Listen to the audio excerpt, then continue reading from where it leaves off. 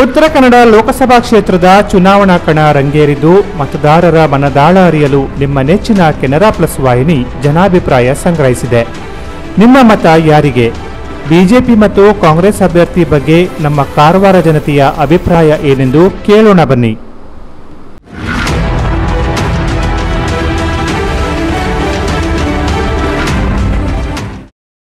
ಅಭ್ಯರ್ಥಿಗಳ ಬಗ್ಗೆ ಊಟ ಮಾಡ್ತೀವಿ.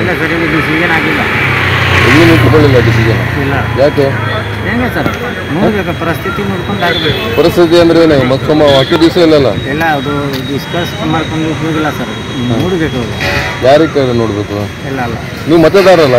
ಮತದಾಟ ಇದೆ, ಸ್ವಲ್ಪ ಈಗ ಇನ್ನು ಟೈಮ್ ಇತ್ತಲ್ಲ ಸರ್. ಅಲ್ಲ, ಮತ್ತೆ ಚಲಾಯಿಸೋದು ಟೈಮು ಅದು ಅಭಿವೃದ್ಧಿಗಳ ಬಗ್ಗೆ ಡಿಸಿಷನ್ ಆಗಲಿಲ್ಲ ಸರ್. ಡಿಸಿಷನ್ ಆಗಲಿಲ್ಲ, ನಿಮ್ಮ ಮನಸ್ಸಲ್ಲಿ ಆಗಲಿಲ್ಲ.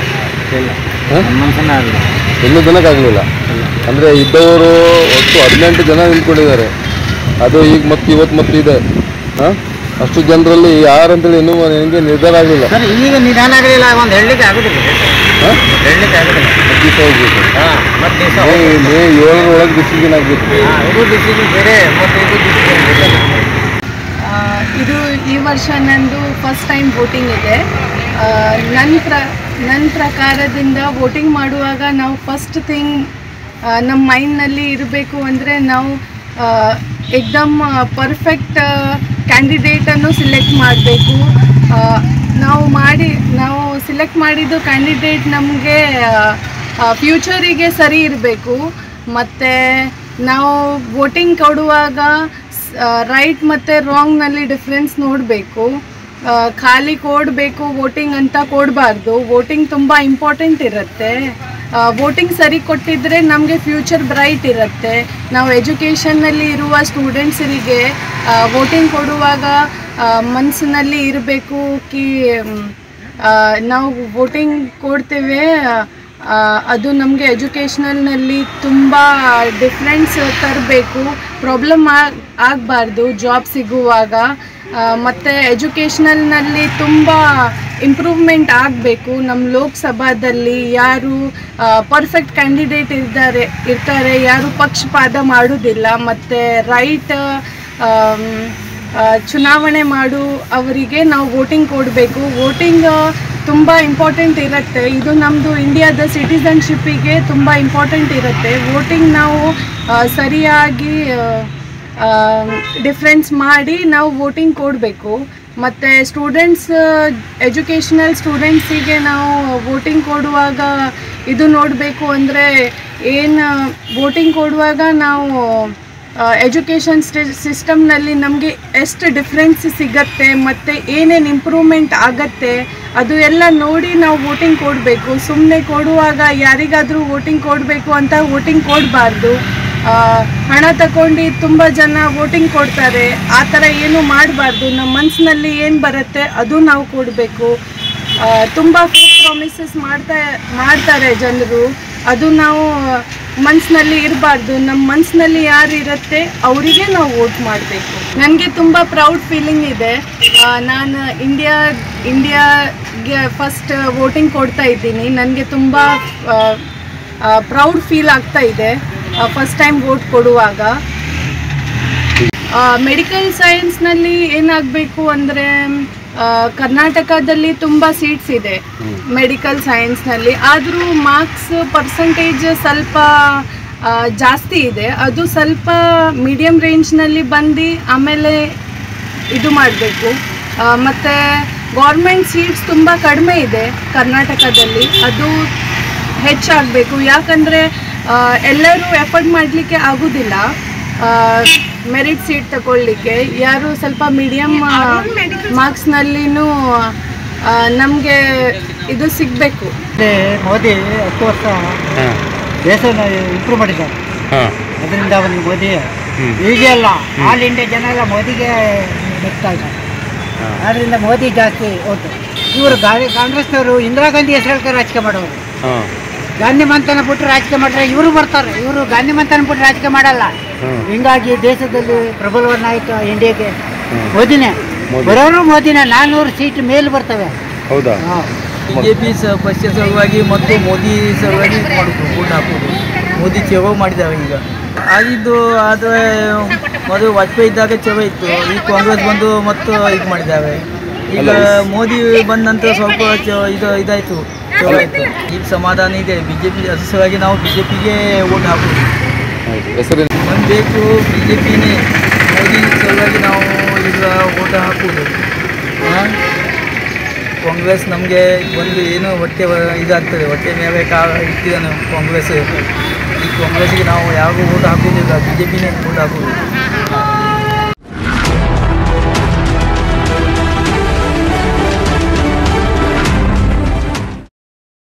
ಮಾಡಿದ್ದಾನೆ 70 ವರ್ಷದಿಂದ ಮಾಡಿದಂಥ ಆಗಿದ್ದಂಥ ಕಾಂಗ್ರೆಸ್ ಸರ್ಕಾರ ಮೋದಿ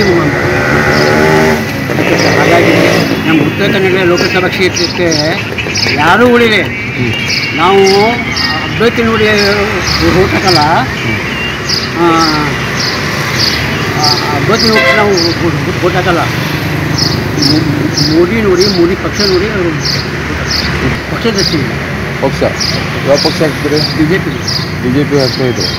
ಈಗ ಮುಂದೆ ಏನು ಉತ್ತರ ಕನ್ನಡ ಜಿಲ್ಲೆಯಲ್ಲಿ ಏನೇನು ಆಗ್ಬೇಕಂತ ಹೇಳಿ ನಿಮ್ಮ ಮನಸ್ಸಲ್ಲಿ ವಿಚಾರ ಇದೆ? ಏನೇನು ಅಭಿವೃದ್ಧಿ ಆಗಬೇಕು? ಅಭಿವೃದ್ಧಿ ಇನ್ನೂ ತನಕ ಆಗಿಲ್ಲ, ಇನ್ಮೇಲೆ ಆಗಬೇಕು. ಕಳೆದ 6 ಸಲ ಅನಂತಕುಮಾರ್ ಹೆಗಡೆ ಬಂದಾಗ ಯಾವುದೂ ಅಭಿವೃದ್ಧಿ ಆಗಿಲ್ಲ. ಆದ ಈ ಸಲ ಮೋದಿ ಒಂದು ಇದರಿಂದ ಆಗ್ಬೋದು ಅಂತ ನಮಗೊಂದು 10 ವರ್ಷ ಮೋದಿಯವರು ಇದ್ರಲ್ಲ, 10 ವರ್ಷ ಇದ್ರಲ್ಲ, ಅವಾಗ ಅಭಿವೃದ್ಧಿ ಬಗ್ಗೆ ಮಾಡಲಿಲ್ಲಲ್ಲ ಅವರು? ಅಭಿವೃದ್ಧಿ ಮಾಡಿದ್ರು, ಆದರೆ ಇಲ್ಲಿ ಇದು ಮಾಡಿಲ್ಲ. ನಮ್ಮ ಅವರು ಸಂಸದರು ಸರಿ ಇಲ್ಲ ಆಗಿದ್ರು, ಸಂಸದ ಸಮ ಇಲ್ಲಾಗಿದ್ರು. ಈಗ ಕಾಗೇರಿ ಬಗ್ಗೆ ವಿಶ್ವಾಸ ಇದೆ ನಿಮಗೆ? ಅವರೆಲ್ಲ ಅಭಿವೃದ್ಧಿ ಮಾಡ್ತಾರೆ ಅಂತ ಹೇಳಿ? ಅಭಿವೃದ್ಧಿ ಮಾಡುವಂಥ ಒಂದು ವಿಶ್ವಾಸ ಬಂತು. ಅವರು ಮುಂದಿನ ವಿಧಾನಸಭೆ ಸಭಾಪತಿಯಾಗಿದ್ದರು, ಮತ್ತು ಶಿಕ್ಷಣ ಸಚಿವರಾಗಿದ್ದಾರೆ. ಹಾಗಾಗಿ ಮುಂದಿನ ಸಲ ಇದರಿಂದ ಆಗುವಂತ ನಮಗೊಂದು ಈ ಸರಿ ಯಾಕೆ ವೋಟ್ ಮಾಡ್ತಾ ಇದ್ದೀವಿ? ಯಾರು ನಮಗೆ ಬಡವರು ಬಂದು ಹೇಳಿ ನಮ್ಗೆ ನೋಡ್ತಾ ಇದ್ದಾರೆ, ಅವ್ರಿಗೆ ನಾವು ಕೊಡ್ತಾ ಇದ್ದೀವಿ. ಕರೆಂಟ್ ಫ್ರೀ ಸಿಗ್ತಾ ಇದೆಯಲ್ಲ ಸದ್ಯಕ್ಕೆ, ಅದಕ್ಕೆ ಕೊಡ್ತೀವಿ. ಮತ್ತು ಬಸ್ಸಲ್ಲಿ ಹುಳ್ಳಿಗೆ ಬರಲಿಕ್ಕೆ ಸೌಲಭ್ಯ ಮಾಡಿಕೊಟ್ಟಿದ್ದಾರೆ, ಅವರಿಗೆ ಕೊಡ್ತೀವಿ. ಅಲ್ಲ, ಈಗ ಇದು ಏನು ಗ್ಯಾರಂಟಿ ಇದೆ, ಇದು ಕಂಟಿನ್ಯೂ ಆಗ್ತದೆ ಅಂತ ಹೇಳಿ ಭರವಸೆ ಇದೆಯಾ? ಕಂಟಿನ್ಯೂ ಆಗುತ್ತೆ ಅಂತ ಸಮಸ್ಯೆ ಇಲ್ಲ. ಈಗ 1 ವರ್ಷ ಅಂತ ಆಗಿಬಿಟ್ಟಿದೆಯಲ್ಲ, ಈಗ ತೊಗೊಂಡಿದ್ದೀವಲ್ಲ ಆಗುತ್ತೆ. ಇಲ್ಲಿ 30 ವರ್ಷದಿಂದ ಸಂಸದರಾಗಿರುವಂಥ ಅವರು ಈ ಜಿಲ್ಲೆಗೆ ಏನೋ ಅಭಿವೃದ್ಧಿ ಮಾಡಲಿ ಅಂತ ಹೋಗಿದೆ. ಹಾಗಾಗಿ ಅವರನ್ನು ಬದಲಾಯಿಸಿದ್ದಾರೆ. ಈಗ ಹೊಸೊಬ್ಬರು ಬಂದಿದ್ದಾರೆ BJP ಪಕ್ಷದಿಂದ. ಕಾಂಗ್ರೆಸ್ ಪಕ್ಷದಿಂದ ಡಾಕ್ಟರ್ ಅಂಜಲಿ ನಿಂಬಾಳ್ಕರ್ ನಿಂತ್ಕೊಂಡಿದ್ದಾರೆ. ನಿಮಗೆ ಇಬ್ಬರಲ್ಲಿ ಯಾರು ಒಳ್ಳೆ ಈ ಕ್ಷೇತ್ರಕ್ಕೆ ಒಳ್ಳೆ ಕೆಲಸ ಮಾಡ್ತಾರೆ? ಸದ್ಯಕ್ಕೆ ನೋಡಿದರೆ ನಾವು ನಿಂಬಾಳ್ಕರ್ ಅವರು ಒಳ್ಳೆ ಅನಿಸ್ತಾರೆ ಅಭಿವೃದ್ಧಿ ದೃಷ್ಟಿಯಲ್ಲಿ. ಆ ದೃಷ್ಟಿಯಲ್ಲಿ ಅವ್ರು ಮಾಡ್ತಾರಂತ ನಮಗೆ ಒಂದು ಇದೆ ಕೇಳಿ.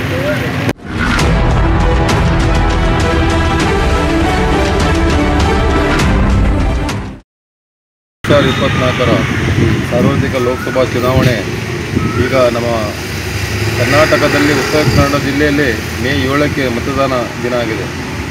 ಆದರೆ ನಾವು ಈ ಹಿಂದಿನಿಂದ ಒಂದು ಏನು ನಡ್ಕೊಂಡು ಬಂದಿರುವಂಥ ಸರ್ಕಾರದಲ್ಲಿ ಗಮನ ಹಾಕೊಂಡು ನೋಡಿದರೆ, ಹಿಂದಿನ ಏನು BJP ಸರ್ಕಾರ ಕೇವಲ ಆಶ್ವಾಸನೆ ಅಷ್ಟೇ ಕೊಟ್ಟಿದೆ. ಮತ್ತು ಈ ಹಿಂದೆ ಮಾಡಿರುವಂಥ ಕಾಂಗ್ರೆಸ್ ಸರ್ಕಾರವು ಕೂಡ ಯಾವ ರೀತಿ ಆಶ್ವಾಸನೆ ಮತ್ತು ಅಭಿವೃದ್ಧಿ ಏನೇನು ಮಾಡದೆ ಆ ಒಂದು ತುಲನೆ ಮಾಡಿದಾಗ ನಾವು ಆಶ್ವಾಸನೆ ಕೊಟ್ಟಿದ್ದು ಸರ್ಕಾರ ಕೇವಲ ಆಶ್ವಾಸನೆ ಅಷ್ಟೇ ಕೊಟ್ಟಿದ್ದಾರೆ. ಆದರೆ ಈಗ ನೋಡಿ ಬೆಲೆ ಏರಿಕೆ, ಪೆಟ್ರೋಲನ್ನು GSTಗಳು ತರಲಿಲ್ಲ. ಬೇರೆ ಬೇರೆ ರೀತಿಯಲ್ಲಿ ಭಾಳಷ್ಟು ತೊಂದರೆ ಆಗ್ತಾ ಇದೆ. ಉದ್ಯೋಗದಲ್ಲೂ ಇಲ್ಲ.